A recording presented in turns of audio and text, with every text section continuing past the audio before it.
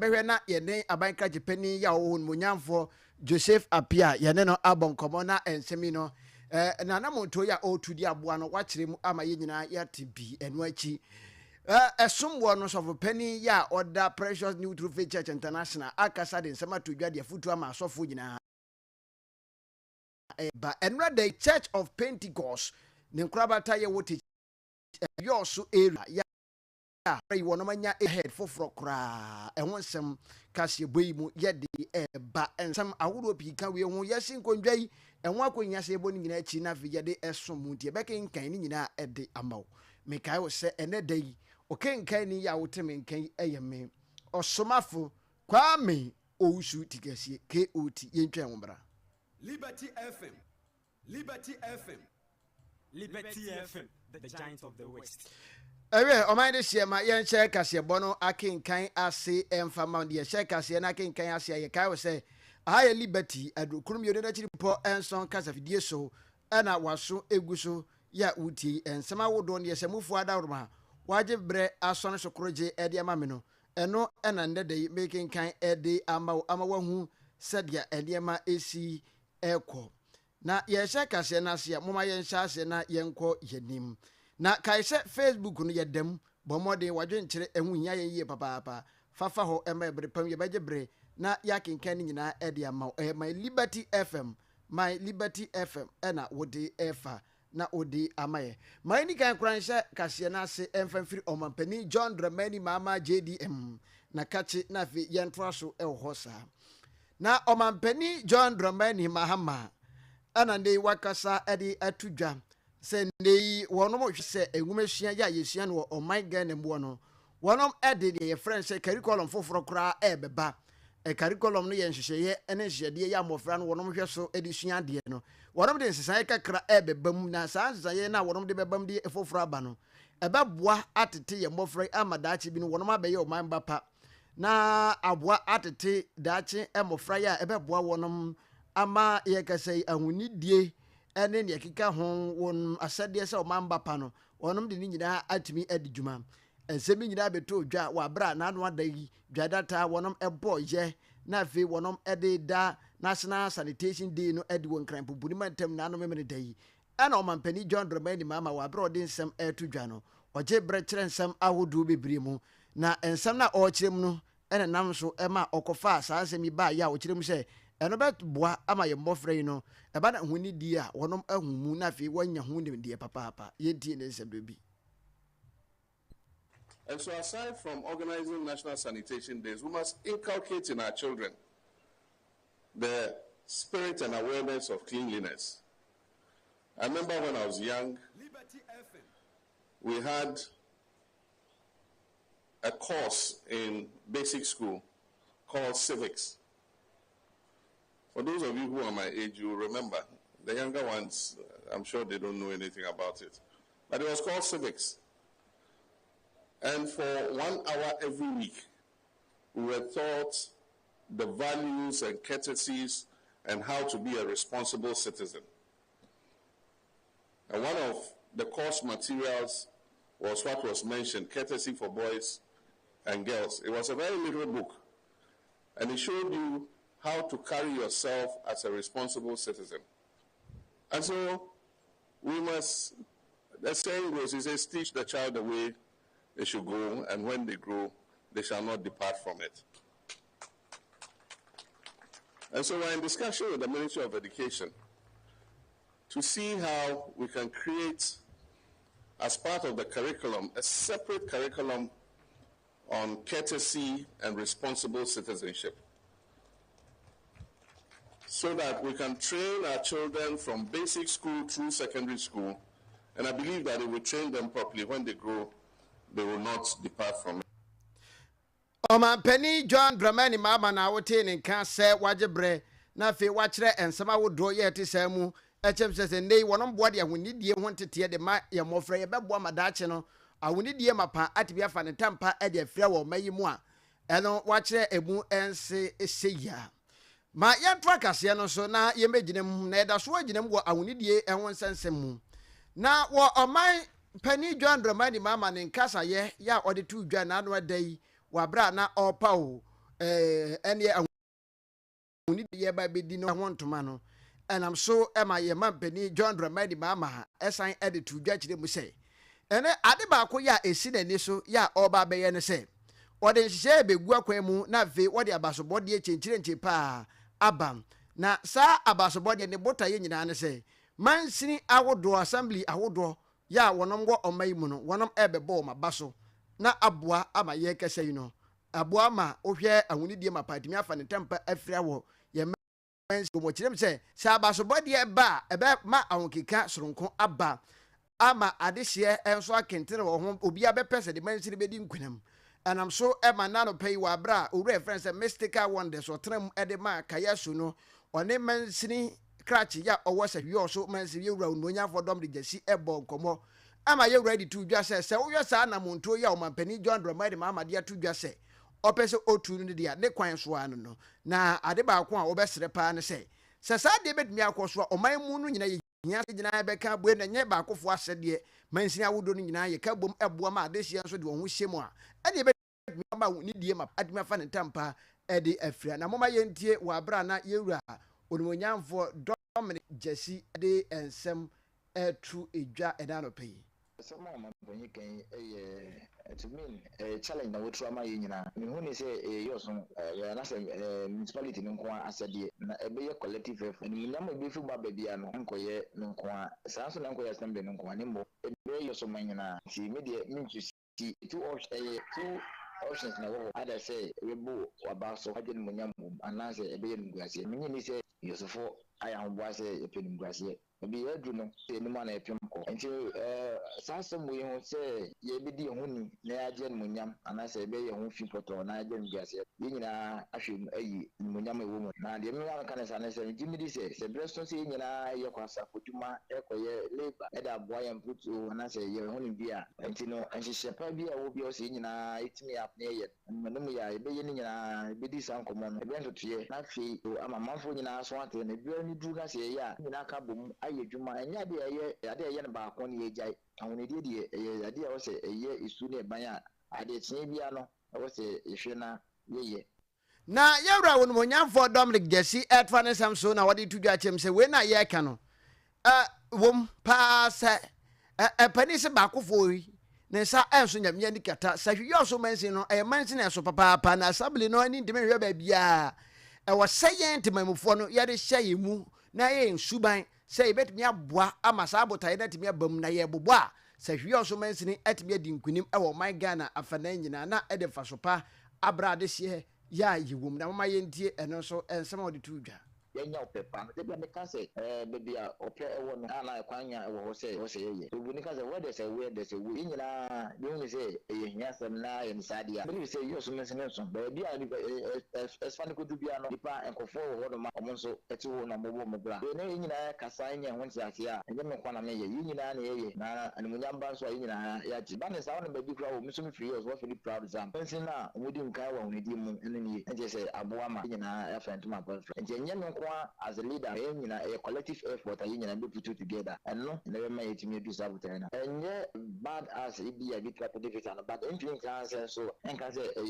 okay and okay ntina me can and too early me preemptive my emfa ne ma what can across the degree at answer na kwemu engu na kwemu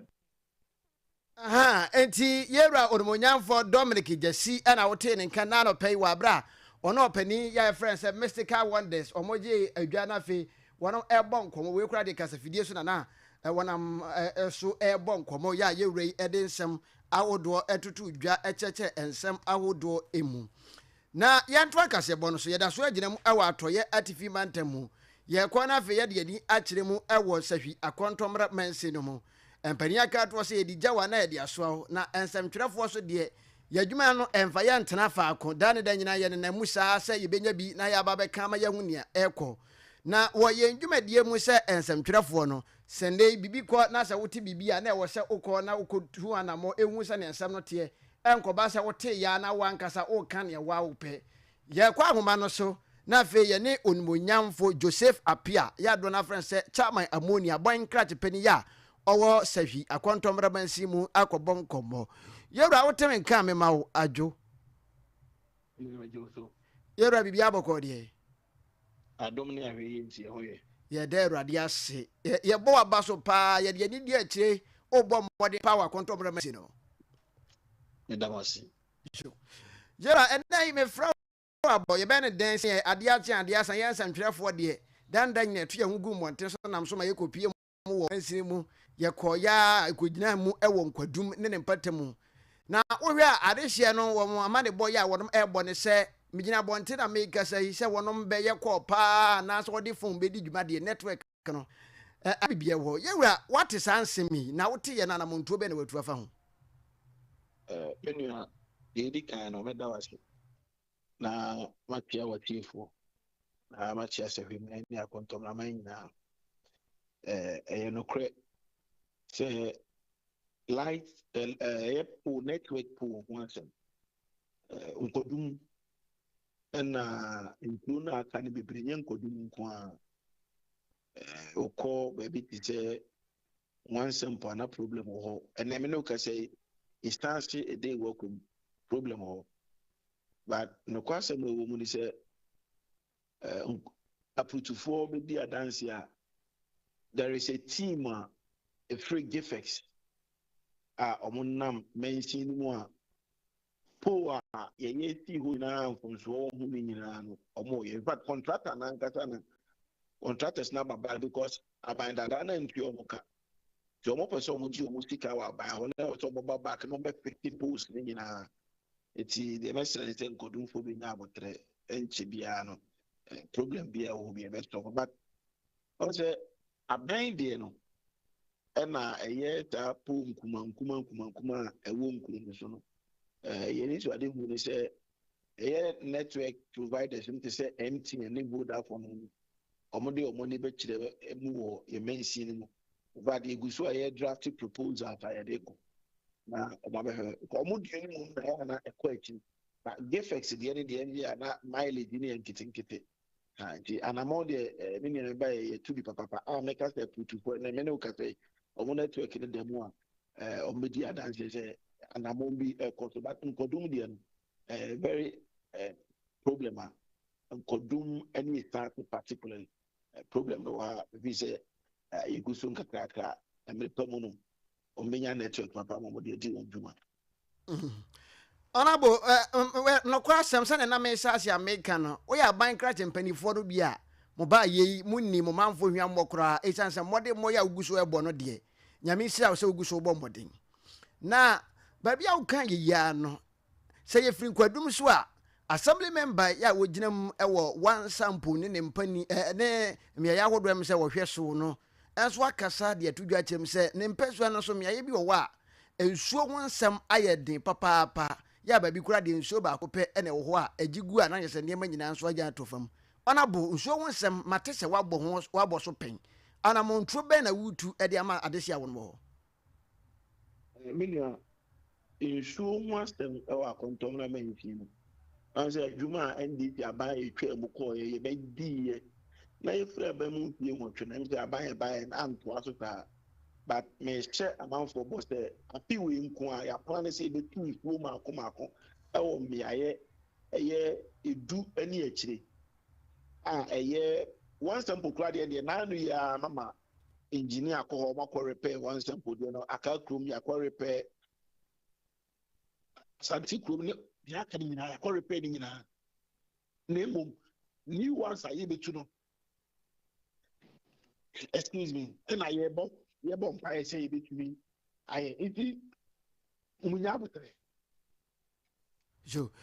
honorable mede wo si na baabi a aka kakra ne sɛ baabi te sɛ nyame adi so ɛne ne mpata mu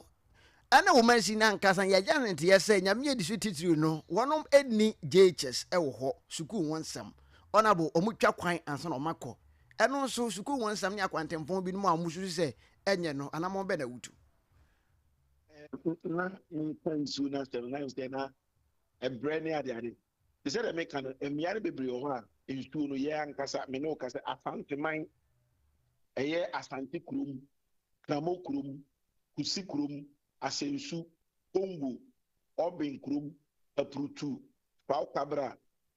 areas ne bi wɔ a afi yɛbɛkɔ kotu nsuo wɔ hɔ And apart from the eco tourists here, including the unit say aka krom kojo krom omo no hia small water town system aputunum nkodum besibema na isanse ede work room. So I know say the proposal akwa ye bomb pa say ometumabo. But on the issue of school adan yes, you know, I feel me no kasa is here project young 3 unit classroom you go see no. In fact, we will protest so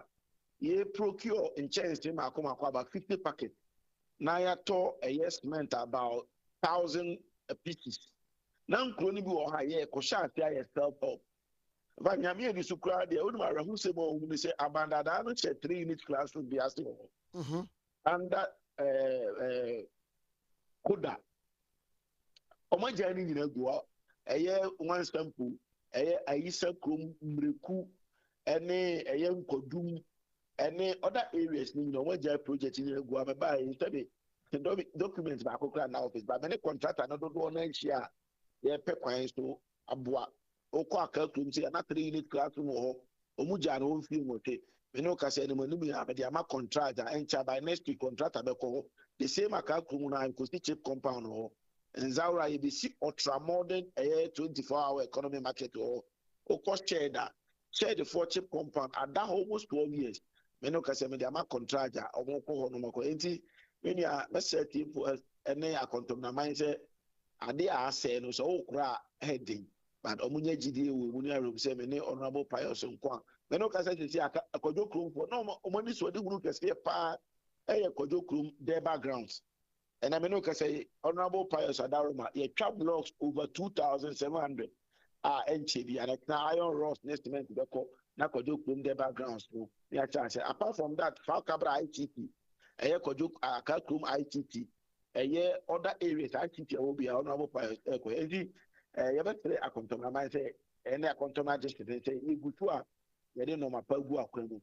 ye tra na ye bible so yankopon ba yankwatente na yintimi ntra na yintimi ye afrom de ye nim say position de ye de ma wa me say ma transfer de fie mo say at least we ye bibi mo manfo na ye be kai wo de oba ya wo ye na ma manfo eno na ye wo fa ye de ya ma so honorable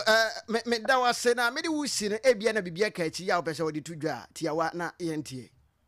the akachire no ya akwan ba akwan da makoma so pa ye body junction to aputu yakrum na kojo krum akakrum kojo krum akakrum no contractor no adwuma wo se wo ye nyina bandada na ntua the same way akontoba de kwan nyina ayeye na ban na ntua ka ye gusu aye push say ye betu but under the big push agenda free Zaura eko asante manko kojobi eko approja chamene regional federal roads engineer beko na ya kohwe kwan ye package ne dia ma contract na pan Zaura from asante man eko Zaura secondary school anymore no china ye beko ya kohwe be bi su to was say degree the class no egusu sikania sem to kosia ha obi obefa kwan no so bi anim say ye adwuma enche bi achocholi efa pepa ya no ebe kwa kutwa so nti amanfo no nya gidi wo se adwuma no ebe ma nkodimdi aba so honorable me de wusi na kakra meka ne se mbode ma wo boyi ya na ye bekanti ya na ukọ bibisa na wato nsa afre se na be ya yem so ye bedumi agbo wo dawuru ama omanfo ate me ni amate me fro so erade nka ho ye be kasa wa chiro enka ho so bye bye opedi ye ne bo kombo yi oya aban krate pani ya woginam de ma adesia ya wonom ewo sahwi akontombra mansin no mu yewra odibonyamfo Joseph Apia ya dedo na nim ne se chairman ammonia na ye ne no ebo enkombo yi enti adesia ya mo nkwadum ne mpatamu mo nsem no mo ate ho ensem ebeyi Liberty adrokurum ye no na chiri ponson kasa fidie so ana wasugusu ya wutie we yi kasebo ne esamufo adawroma na wagebre asono so dia ma me neda yi se menkinkan enfama wo no eno a ana miguso ya menkinkan ede ema Facebook no my Liberty FM pacho okwa like share wadwenkyere fagu o ma ebrepam jebagebre na fe ya kinkan ni nyina enso edi ama ma yentwa kasebo no so yetwa kasebo no so na ye kogina mu ewo esom ene eho ensensem emu na yekọ esom mu dia na ma yɛhwɛ na yɛnkɔ gyina mu yɛda so agyina mu wɔ akɔntɔmmra mansini kuro yɛ mu na afei yɛatoa so na atɔyɛ atifi mantamapani yɛ a wɔno ɛne district apostle ɛde ma asafo ɛfrɛ sɛ Precious Neutral Faith Church International wɔno kuro yɛ ayɛ sɔfopani a ɔda asafo no nkora bata yɛ a ɛwɔ bɔpa nkwanta ano ɛwɔ akɔntɔmmra mansini no mu Prophet Moses Opon ɛna wɔno wakasa de adesɛdeɛ ato ne nuanom asɔfo nyinaa anim sɛ otwadi ampo Nyankopɔn twa adwuma yɛ ɔde ahyɛ wɔn nsa no wɔnom hia abotere entoboaseɛ ya wɔde ne asafo mma ne adehye ya wɔnom hyia sɛ wɔne wɔnom ɛkyɛ Awurade asɛm atwe wɔn aba Nyankopɔn twa adwuma no ɛyɛ ntoboaseɛ abotere nkakra ɛna betumi ɛde wɔnom atimi awie pɛyɛ na wɔne nkasa yɛ mu na wɔkasa asɔfoɔ no ene dodoɔ no ano wɔnom dwen wɔn daakye ho yie papaapa asɔfo dwen ne obenya ne wɔne botom ni wɔde betwa danum supedede sɔfo benya nka ɔno nko adede bia embra de botom se da bi ɛya asɔfoɔ no wɔnom bɔmmɔden bia sɛ wɔnom ɛbɛdwen asafo mma no yie die ɛne wɔn kankɔ ɛho na ɛno ɛna osusu sɛ ɛbɛboa yie papaapa na ɔkasa no ɔkyerɛ nsɛm awodoɔ mu pii ɛde ɛkyɛ na moma yɛhwɛ na yɛntie ne nsɛm ya ɔde ɛto dwa no bi ɛyɛ asɔfoɔ no ɛsɛ sɛ yɛnya akra no ho abotere sɛ yɛnya akra no ho abotere a yɛntimi ɛnyɛ dɛ ɛtete akra nkɔma nyame ɛsiane sɛ ɛnipa te sɛ sɛbio aboa ɔda nsuom wode nso ato nsuom a woyi nam biala ɔwɔ kora woyi no bi ɛti yɛnyɛ ɔmo ho adagye a yɛntimi tete akra no kɔma nyame wodeɛ ne sɛ onipa bi kora wobɛtumi aba wo nkyɛn na saa tam no ɔni tasen kora wɔdididi ɔni kaprɛ wɔba wo nkyɛn a wɔsɛ fa asomdwoɛ kɔ ɔmfa asomdwoɛ nkɔ he nipa no kɔbua da so ɔmfa asomdwoɛ kɔ ɛsɛ woto botom na ɔpɛ bibi ma no ɛmfa ho sɛ deɛ nipa no teɛ na akra no so munya asɔfoɔ no ho nso abotere munya asɔfoɔ mumfa obuo ne ne die ma asɔfoɔ ɛsiane sɛ asɔfo panini bi a wɔyi ne firi nipa mu no ahyɛ ne sɔfoɔ ama enipa eti sɛ nipa no hwɛ wo so a nyame mu no ɔyɛ kɛseɛ wɔyɛ nyame ama ɛdɔm no ɛwɔ mprempren yɛ brɛ mo ahyia mu mo wahu nti mmeranteɛ bi de sɛ ADB no a momomfa asɔfoɔ nyɛ hwee no monti afotuo ne ɛbɛboa mo na ɔsɔfo pani a wote ne nka yɛ district pastor ɛde ma Precious Neutral Faith Church International Western North mantam yi mu ɔde nsɛm to dwa wɔ abra na ɔsɔfo yɛ wɔ nkwadum ya mpanimfoɔ apagya ne mu kane na ɔyɛ hwɛsɔfo ne de ɔyɛ sɔfo mpanimfoɔ apagya ne mu ɛde asɔfo di bra no ama ne prɛko pɛ na naano memene dai ɔda nyame ase na ɛno akyi ɛna nana benchi Kofi David ya ɔyɛ nkɔsoɔ hene ɛde ma nkwadum na nanom atena nkondwa ɛnso kasa yɛ ɛka kyerɛ asɔfoɔ sɛ wɔn nkɔsoa engyina wɔn gidie mu na fe ontua na monka nokore sɛ ne bɛyɛ bɛboa ama nananom wɔn dwumadie anaasɛ asɔfo dwumadie ya nyame de ahyɛ wɔn san ɛbɛwie pɛyɛ ɔsan so kasa yɛ sɛ asɔfo koduru kuro bi mu a wɔn ne nananom enka mom emu man no na ɔman no nka nkɔ enkoyie sɛ na osi bua kuro yi nsɛm ka ahomakye confirmation na wɔka nsɛm na wɔtufo na wɔka nyame asɛm kyɛ sɛ amanfo bebree bɛma nna so bɛka sɛ nyame nana ɔsɔfo ɔpɔn Moses akola no wɔtufo ma ato yɛ akoma so nyame anim ni wayɛ adeɛ paa nti sɛsi a no meka ma asɔfofoɔ nyinaa te sɛ nyankopɔn na asoma wɔ mo nti ɔmo nyina ɔmo gyidie mu na ɔmo nyina nyame gye mu sɛ bia asɔfo bi wɔ hɔ a ɔmo ka nsɛm bia na amanfo wode ɔno tutu ɔmo ho a na akɔyɛ sɛ wadwen koraa ni kristosom so nti yɛsrɛ asɔfofoɔ no sɛ ɔmo nyere wɔ mo ho na ɔmo ni nyankopɔn kristo na mo akyi na kuro bi ɔmbɛkɔ so bia sɛ ɔmbɛkɔ akɔkyea wɔ hene bi akɔtena hɔ no ɛnam nyankopɔn di nti na ekuro nso ahemfo ne nyinaa ɛnye wɔ mo ntena hɔ na asɔfoɔ nso na gyina nyankopɔn anan wɔ asase yi so mo yɛ ade nyame nhyira wɔ mo na ne kurakura mu ɛna ɔsɔfo Dominic Aboboni ya enei mpanifoɔ ama ne so apagya no ɛde dwumadie na hyɛ ne nsa sɛ nei wɔno ɛne resident pastor ɛde ma Precious Neutral Faith Church International ne nkorabata ya ɛwɔ nkwadum no ene wɔgye brɛ kasa yɛ ɛkyɛ n'ani so adi hunu ɛno akyi asɔfo dwuma yi odi yɛ mfinhyia bɛyɛ sɛ dumienu mu no ne wɔfam ɛne kakra yɛ a ɔpɛ so ɔde ɔmanfo ɛkyɛ no ɛno nso ɔgye brɛ de to edwa Meshi aseɛ ɛyɛ nyame adwuma nkasa 12 years na me started with ASANTE meka nyame asɛm from Accra Kumasi Tamale nyame asɛm mde kɔ akyiri na mde aba Western North ha ɛnɛ nyame yɛ adom a meda asɔra no deɛ ma pepensi amadu ɛyɛ ahobrase penyina me north asɛm yɛ ɔbɛka akyere me bia no metie na medi so ɛbrɛ me ho asɛm ama nyame ahyɛ saa no nyamu nti nyame ka kyerɛ atiefoɔ no sɛ ahobrase deɛ onya ahobrase nyame so ɔma nyame adwuma na ɛyɛ den papa sɛ metimi gyina bɔnten ka nyame asɛm na na manfo pejabo amanfo di matem ma fa problem bebre e wa asanka adwuma mu mabusanfo timi ka se omo ma me nka nyame asa omo timi ka se me ko ka nyame asa omo twame me di afra busiani ba ni nyina achi no me gina efi se ne de amanfo ka no ana akola ketu a campaign se o yesi nemum nyame so na epa ama afi sanchen etimi ye adwuma. Aha, enti eno eho ensensem ebi eno no osofo ya wote ne kan ye Pastor Dominic Aboboni sofo pani ya wono ene da Precious New True Faith Church International nkrabata ya ewo nkwadum ya na anu panifo epegya ne dibremu se sesi ade asofo dibre ne de wono manya de ase ne sakane no hwe akiri ne de oye osofo ya ototo ne manyina ewo nkwadum ene ne patam na anu yi ne naase esomu no ene ode sanse manyina etu edwa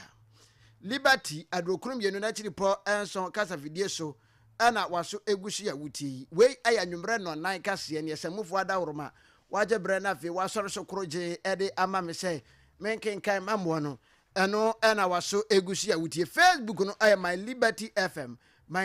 FM pacho like share wadwenche ya efa kase ya wonfa go ma bre pam jabaje bre na fe ya kenkan ni nyina enso ede ama yada soa ejina esom ene eho ensensem na sahwiyo so area edema the Church of Pentecost Pentecost asafu ye wo sahwiyo so area no nyina mu na ne wonomate denne enche bia na prophet dentu ya na ono ene area head edema asafu no sane asafu no dwumadie tie no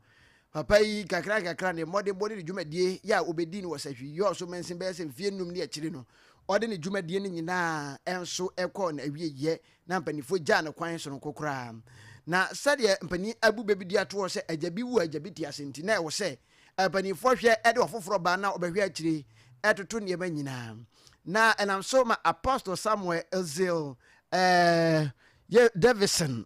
Apostle Samuel Davison ono ena mpanifo epa ono se sabri ono eba behwe se hwe so bensini mu na wo Pentecost ade yomu no enra dai wonom etwa hia ye bodwa data ne nyina ne se sofo pani ya wabai no wonom ema no akwaba se ne mu hyehyɛ tie wo se hwiyo so central na enam so ema wa bra sofo pani ene Liberty kase ebo nkomo wo na kwaba emum no okasa ye editu dwa ekire na ni so ene ba wabai na ni so adi hu no ene mwa ya obeboa mamansi no ana se yo so area ya e Church of Pentecost mbetimi atumpo na okire m se nei na ne so ade hu ba ko no se ode mpai bodwumadie bi eba ya sa mpai bodwumadie no ebeboa Kenya asafo no ene kurodua yi nyina na moma yentie wa bra na Apostle ene samtwerefo kasa. If you're offensive area and a buyer, Abasa Maba Sumo mine, and the other buyer near Musra, or Duma, and the best Sumo mine, or Duma, you would say, Bibia, Aji Biano, a being Shrediaman. I done yes, Kusokase, or say, Yamin Homo was Sam Sebra, Memeji, Wanga, Ubuchim, Wanga, Homedo, Nintino, and the Yeskusokasaya, or Tio, Yansani, and Yaba, no Homo from Maba Sumo mine. I mean, Aduma, Yawada Bay now, 18th September. I may lunch Abokasia, your friend. I am sending Kenyan Pam. Hey, I would be on the Pebia or Genas in the Church of Pentecost Central. Give me two Safra Sabra, who are Hobiabra, Caribida, Suna, Cramcabra, and Muchidi, Yamina did not ban, but in Sabacount, Rubenia dancing. Na savo penny ade said ya to ninuanam asofo emu wonoma wo Church of Pentecost mu ya wonoma woni Church of Pentecost mu ya wonoma wo sahwiyo so area yi mu afi officers a wonoma wo so na nanom ene ade hye nyina ase ye nyina ye nka mom ne break so na ye boa mpagya otwedi ampo Nyankopon adwuma ma ne nko animu. That's a mayor money, dear. Be here, Momoa, the Munina, Mamma Cabo, Titru, Nanoma, Asasia Modia, I said, Babicham, and so I had data, but Banabich, you with the Achram, no one said, Modestia be so about some. I feel so for Cromania, Salamecan, and your minds of four. That's all for Cromania, so more you say, Mamma, Yina, Kayabo, Nashing Amino, or Sakwa, you so. Maybe Obia, one in Yamedia Smart, you wait, Yakakra, Dekakra, Kabomoa, not a secret, in the Pediano, Naman. Yamia Indian so I can see. You have quite says, of course, in a Beke Mabo, near Pija, Yakoswara, near Trust Society, Mugusuyana, near Pija, mine no more, mine I couldn't. Yamishram. Area head for Waba with the Church of Pentecost, we also area, Apostle Samuel Davison, or no, and Andrade, or the boss Uncle Boy. Now, Necramu, and as if you also mentioned shuffle. Ya wono ene hwe the Church of Pentecost me church you also district pastor ya wono ne fiewura ɛde ɛma sɛhwi also area no ɔno na esi ne dan so esan sɛ hɔ ɛna yɛ area house pastor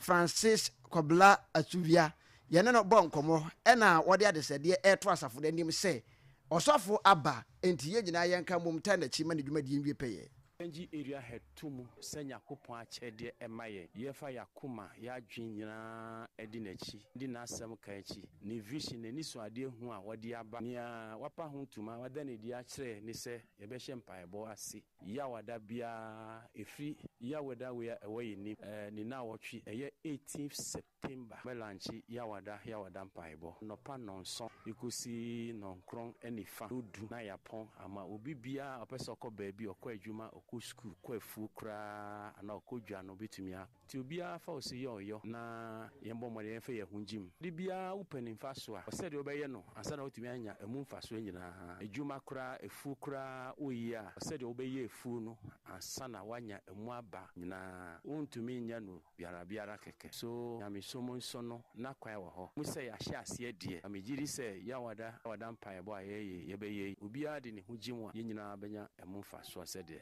nyame asem ni nkɔnhye ɛka kyerɛ enti wei district pastor ya wogina mu edema the Church of Pentecost yoso district ya eno ɛhyɛ sɛhwi yoso area no ase ɛna nrada dwumadie no achie no yɛne no ɛbɔ nkɔmmɔ ma ɔde nsɛm nyina atudwade hye kase no asi aseda kɔma abrante efrense ADB na dawrba na ɔgye brɛ ɛboa ye piepia yɛto abɛfo ntintan fidie no so ɛma wonya bi